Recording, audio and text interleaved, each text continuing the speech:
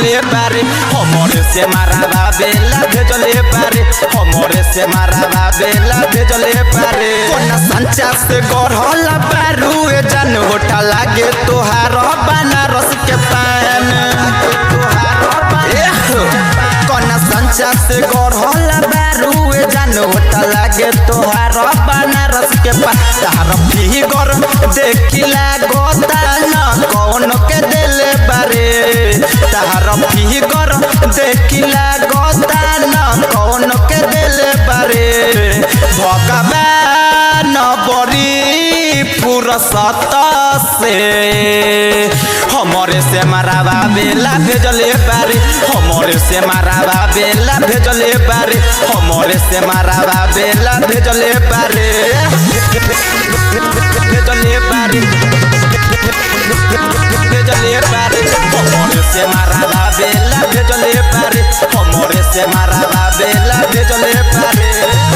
tight बा शरीर तोहर टाइट बा सामान रे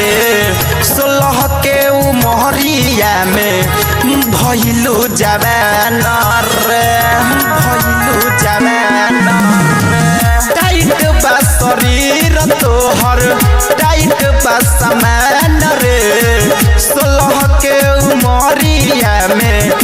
भइलु जवान रे सच सच बता दे अभी कय गो हाथ फेरले बारे भगवान बड़ी फुर्सत से हमरे से मारावा बेला भेजले बारे हमरे से मारावा बेला भेजले बारे हमरे से मारावा बेला भेजले बारे भेजले बारे भेजले बारे हमरे से मारावा बेला भेजले बारे हमरे से मारावा बेला भेजले बारे